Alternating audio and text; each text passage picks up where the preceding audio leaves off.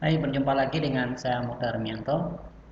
Kali ini kita akan mempelajari tentang atau melanjutkan materi kuliah kita, riset teknologi informasi, yaitu materi ketujuh ya. Dan topik kali ini adalah tentang proyek mahasiswa komputer ya.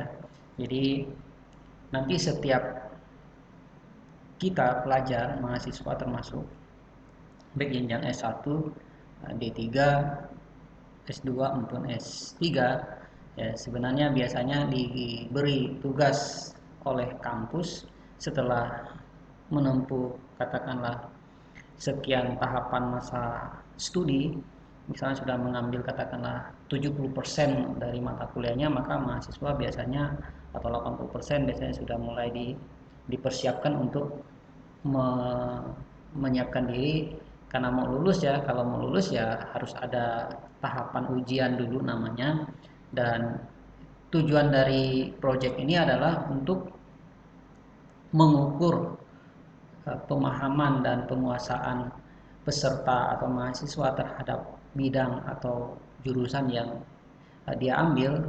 Nah, biasanya setiap kampus biasanya membuat kebijakan, oh kalau mau meluluskan mahasiswa, ya setiap mahasiswa harus melewati atau membuat katakanlah sebuah karya, tugas, bentuknya macam-macam ya. Mungkin di setiap kampus, setiap negara mungkin berbeda istilah saja, tetapi pada intinya adalah ini kita boleh sebut sebagai project gitu ya, project. Nah, project nanti otomatis karena mungkin di D3, S1, S2 itu, S3 itu berbeda-beda, dan juga bisa jadi di satu negara dengan negara lain atau satu kampus dengan kampus lain biasanya juga berbeda-beda, tetapi pada intinya adalah kita bisa menggolongkan semua tugas itu adalah sebagai project. Kalau di Indonesia pada umumnya ya, istilah project itu bisa modelnya atau disebut misalnya seperti skripsi, tesis, atau disertasi kalau misalnya untuk jenjang S3 gitu ya. Kalau S1 biasanya skripsi. Nah, mungkin kalau D3 mungkin disebut dengan tugas akhir atau makalah atau apa istilahnya gitu ya. Tetapi intinya semua adalah project. Oke, kita lanjutkan materinya biar enggak lama-lama. Jadi project itu apa sih gitu ya. Jadi kalau menurut uh, Barnes yang dikutip oleh Turners, jadi pada pengertian apa itu project dikatakan project adalah bisa diartikan sebagai segala sesuatu yang eh, dimulai atau dikerjakan dan diselesaikan gitu ya. Jadi sesuatu yang dikerjakan, dimulai untuk mengerjakan sesuatu dan akhirnya diselesaikan gitu ya. Itu pengertian awal dari project itu apa gitu ya. Nah, tetapi kenyataannya bahwa sebenarnya apa sih sebenarnya aktivitasnya dan seperti apa mengawali dan memulainya ya, gitu. Lebih lanjut lagi dikatakan bahwa kalau dilihat model, ada namanya model Milioris ini, dan mengatakan ya ada yang mau dicapai. Jadi sebelum dimulai itu situasinya seperti apa, kondisi awalnya dan kondisi akhirnya seperti apa yang ingin dicapai. Jadi ada yang ingin diraih, dikerjakan begitu ya. Nah, dimulai dan diselesaikan. Ketika sebelum mulai seperti apa kondisinya, setelah dikerjakan seperti apa. Nah, kalau dikait-kaitkan dengan penelitian dan sebagainya atau dengan tugas akhir, biasanya intinya adalah untuk menambah pengetahuan, atau kontribusinya adalah untuk menambah pengetahuan atau untuk menyelesaikan suatu masalah, biasanya begitu ya. Oke, lanjut ya. Nah, tadi saya sudah sampaikan bahwa mungkin ini istilah saja, pada intinya adalah semuanya adalah project yang harus dikerjakan dalam rentang waktu tertentu ya, dan juga harus diselesaikan ya. Kalau tidak selesai ya project gagal namanya ya. Sehingga ya kalau gagal karena tadi tujuannya adalah untuk menilai kemampuan peserta didik atau mahasiswa terhadap materi jurusan yang dia sudah ambil, dia pelajari selama kuliah, kasih dia kasus untuk diselesaikan studi kasusnya ya. Kalau dia selesai ya dia boleh diluluskan. Tapi kalau misalnya tidak, gagal proyeknya, ya berarti dia belum memenuhi kriteria untuk lulus di jurusan tersebut, gitu ya. Nah, nanti kalau di kampus kita biasanya nyebutnya skripsi, gitu ya, S1 skripsi. Isi skripsi itu apa nanti? Nah, nanti kita lihat di PTW project. Sekarang, pada umumnya ya, project itu punya tujuan lah ya. Tujuan, kalau tadi saya sudah sekilas singgung bahwa, tapi ini lebih didetailkan lagi bahwa tujuannya itu sebenarnya kalau bagi kampus itu apa, bagi mahasiswa itu sendiri itu apa. Kalau bagi kampus ya jelas seperti saya sampaikan di awal ya, ini ingin mengukur tingkat pemahaman mahasiswa dengan memberi dia kasus untuk dia selesaikan dalam bentuk project. Kalau dia bisa ya berarti kampus menilai dia udah kriteria lah untuk lulus begitu. Tapi kalau tidak ya mungkin dia harus revisi dan sebagainya atau mengulang bahkan yang parah. Sedangkan bagi mahasiswa itu sendiri ya, project ini tujuannya adalah dia harus karena dia mengambil satu jurusan, dia punya ide, oh saya mau menyelesaikan apa ya, mau berkontribusi terhadap apa ya, mau menyelesaikan masalah apa ya, gitu ya. Nah, karena semuanya itu adalah, katakanlah dia diberi kesempatan gitu, maka dia bisa menuangkan ide-ide dia mau ngapain begitu ya. Ya, maka ketika dia diberi project, ya itulah kesempatan dia untuk memberikan, katakanlah, usahanya untuk berkontribusi baik untuk menyelesaikan masalah dan seterusnya begitu ya. Sehingga kalau udah dibagi kampus itu menilai mahasiswa, sedangkan bagi mahasiswanya itu sendiri ya tujuannya adalah supaya dia punya kesempatan untuk mewujudkan apa yang ada di benak dia, ide dia, saya mau berkontribusi apa, menyelesaikan apa, itu dia ya. Kemudian karena tadi kita ngomong project ya, project itu kalau di mahasiswa komputer tuh sebenarnya berlaku umum ya. Tapi karena ini kita bidangnya komputer ya tentu kita mengait-ngaitkan dengan komputer begitu ya. Sebenarnya ada 5 secara kategori. Ini menurut Dawson ya, di bukunya dia mengatakan bahwa ada berapa tipe project mahasiswa di jurusan komputer. Yang pertama adalah riset ya. Jadi riset itu artinya kalau di Indonesia kan berarti penelitian ya.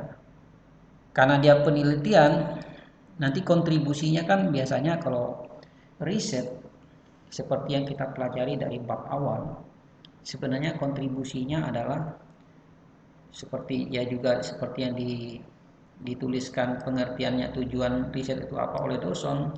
Dia mengatakan bahwa riset itu bertujuan untuk membuat kontribusi ya, kontribusi yang baru lah begitu ya ke pengetahuan. Jadi karena ada riset maka ada katakanlah temuan, ada hasil temuan, kemudian mungkin dalam bentuk teori, bisa dalam bentuk metode dan sebagainya, sehingga itu menambah koleksi badan ilmu pengetahuan yang ada ditambah lagi dengan hasil riset ini begitu, sehingga dikatakan ada kontribusinya ya. Nah, biasanya riset ini dilakukan jenjangnya pada umumnya itu oleh sudah jenjang S3 biasanya. Pak, kenapa kok S3 enggak S1 ya? Mungkin karena riset ini biasanya membutuhkan basic pendidikan yang memadai dan juga membutuhkan waktu yang lama. Misalnya setahun begitu ya biasanya begitu. Jadi tidak singkat gitu. Sementara mahasiswa S1 biasanya sangat terbatas waktu skripsinya, hanya 6 bulan misalnya ke 1 semester.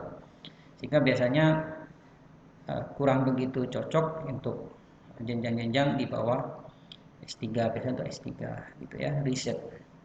Karena nanti dia harus punya kontribusi untuk penemuan, merevisi metode atau merevisi teori atau bahkan menemukan teori atau metode baru.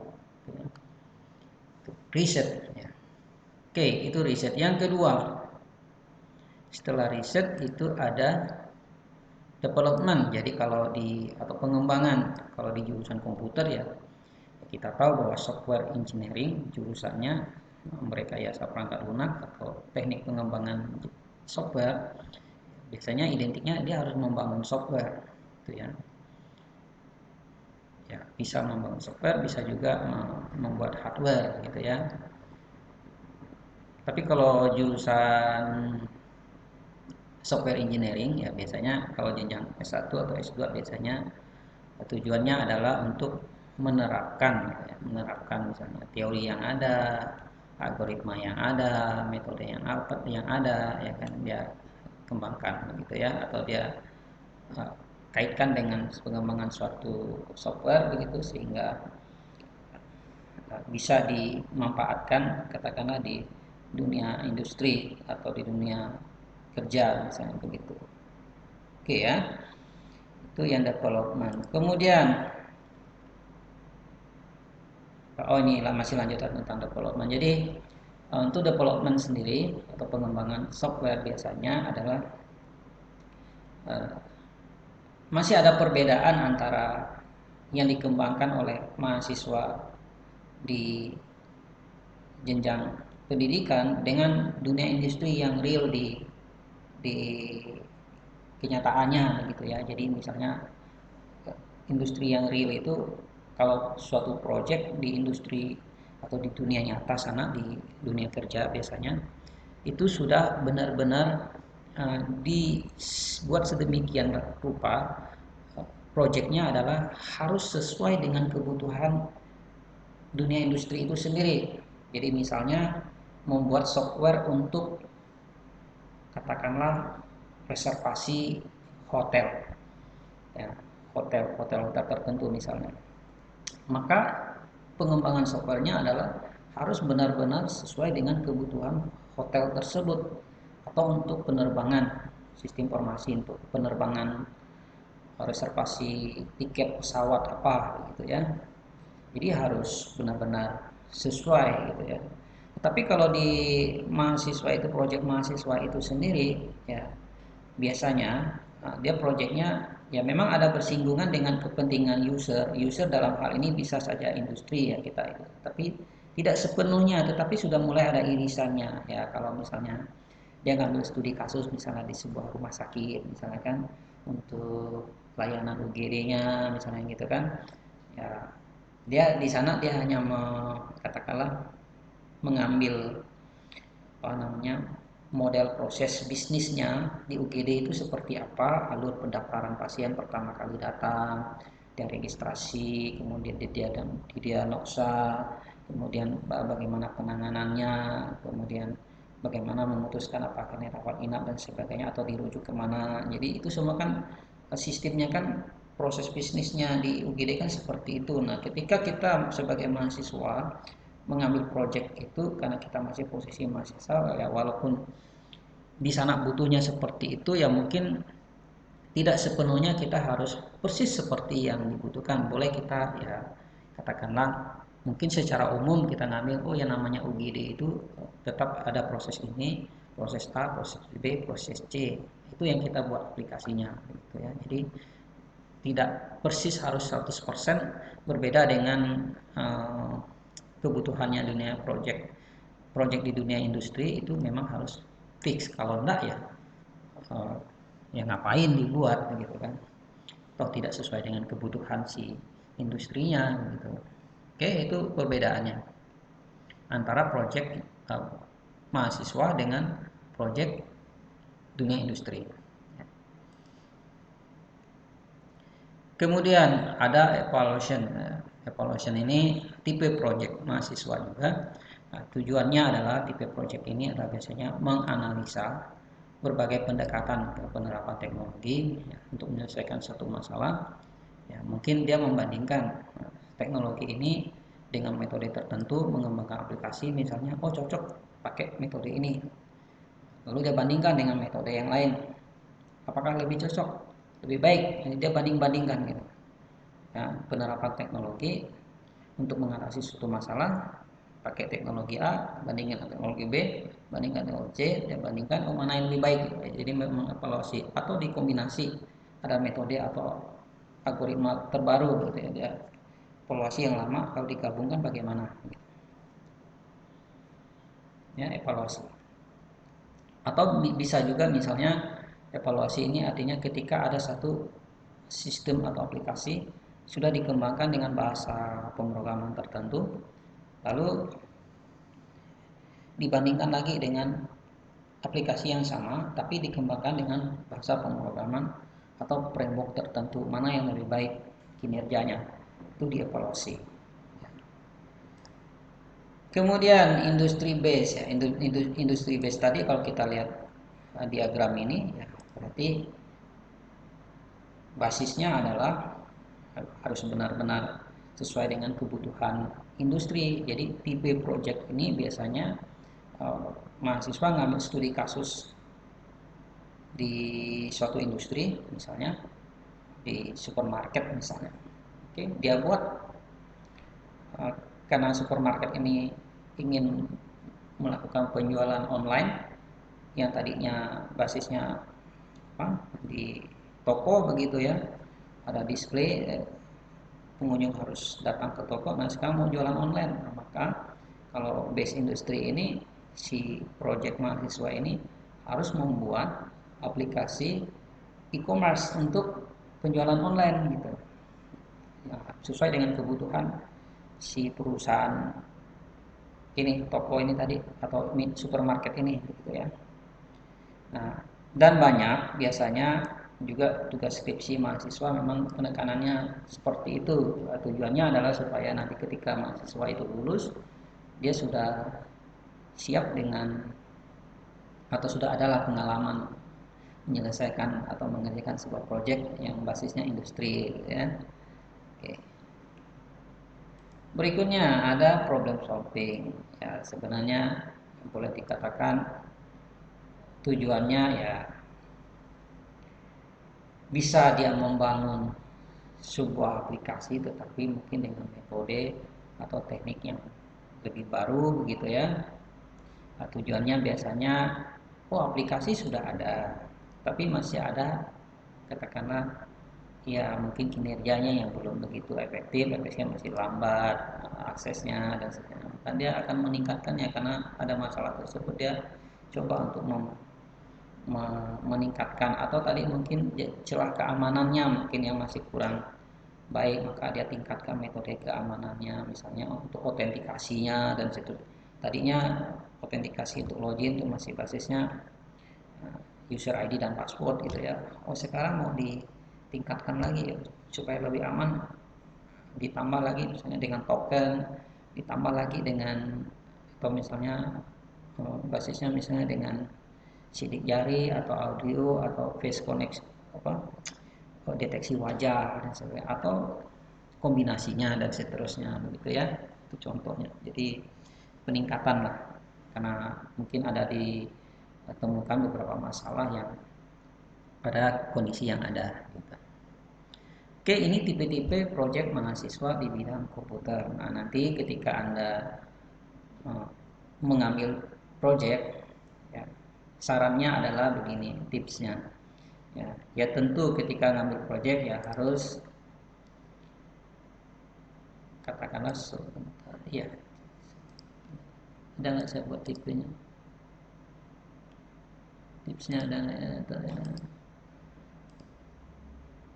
Oke, jadi ya, nanti ketika Anda mengambil project ya memang wajib ya kalau di skripsi ya, biasanya yang dituntut adalah karena Anda jurusan software engineering, biasanya untuk programming itu biasanya dituntut gitu ya. Anda harus memproduksi atau membangun sebuah aplikasi tertentu gitu ya, sehingga kebutuhan programming ini sebaiknya Anda persiapkan dengan baik. Jadi nanti ketika Anda mengerjakan project Anda sudah siap ya. Tidak harus bahasa pemrograman yang wah begitu ya, tetapi Anda katakanlah yakin bahwa Anda bisa menguasai bahasa pemrograman tersebut, kemudian Anda berusaha misalnya ya nanti kalau saya ngerjakan project ini pakai ini saja gitu ya, dan cocok begitu. Kemudian biasanya karena mahasiswa ketika dia mengambil proyek, biasanya pihak institusi sekolah atau kampus atau perguruan tinggi biasanya menyiapkan pembimbing dan juga penguji biasanya gitu, sehingga ada hubungannya antara mahasiswa, pembimbing dan penguji.